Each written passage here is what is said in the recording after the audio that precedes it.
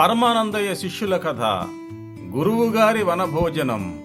పరమానందయ్య గురువుగారు ఒకసారి కార్తీక సోమవారం నాడు తన శిష్యులతో కలిసి అడవికి వెళ్లి అక్కడ వనభోజనాలు చేయాలని అనుకున్నారు. తన శిష్యులని వంటలు చేయమని చెప్పారు.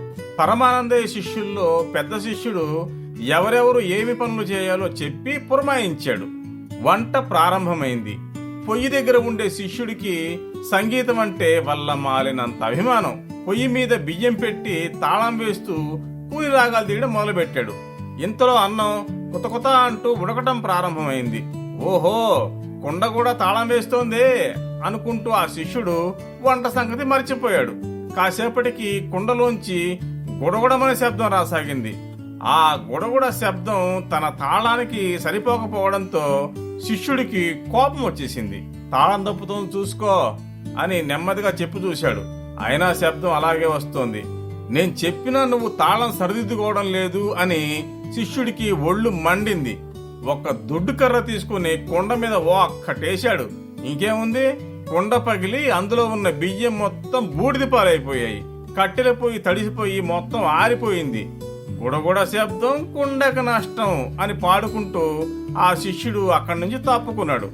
మరొక శిష్యుడు కూరగాయలు తేవడానికి సంతకు పోయాడు.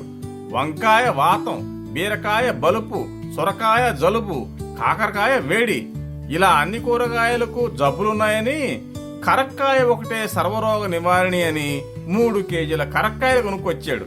మరొక శిష్యుడికి శకునాల పట్టింపు. అందుకని మామిడాకులు తేవడానికి దూరంగా చెట్టు దగ్గరికి పోయి ఎక్కి దిగబోయేంతలో వెనక నుంచి ఎవడో తుమ్మాడు. కాసేపు చెట్టు మీదే ఉండి దిగబోతుంటే మళ్ళీ ఎవడో తుమ్మాడు. అంతే, వాడు అక్కడే చెట్టు మీదే ఉండిపోయాడు. మరి కొంతమంది శిష్యులు మజ్జిగ తీసుకురావడానికి ఊళ్ళోకి వెళ్లారు. వారికి ఎక్కడా మజ్జిగ దొరకలేదు. చివరికి ఒక ఇల్లాలు వారి మీద జాలిపడి, రండి బాబు, మజ్జిగ నేను ఇస్తాను అని అంది. శిష్యులందరూ ఆమె ఇంట్లోపలికి వెళ్లారు. ఆ ఇంట్లో ఒక పొడుగాటి కొమ్ములున్న గేదె ఉంది.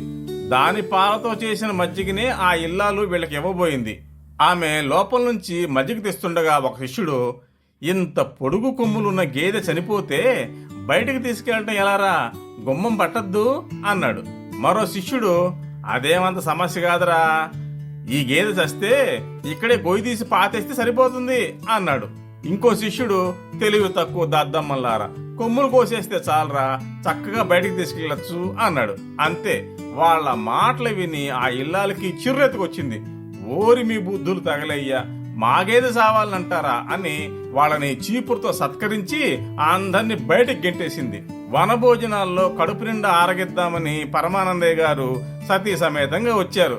కానీ అక్కడ తినడానికి ఏం లేదు పాపం. ఏం జరిగిందిరా అని గురువుగారు అడిగితే ఒక్కో శిష్యుడు ఒక్కో కారణం చెప్పారు. పరమానందయ్య గారికి వాళ్ళని ఏం చేయాలో అర్థం కాక ఖాళీ కడుపుతోనే సతీ సమేతంగా ఇంటి బాట పట్టారు.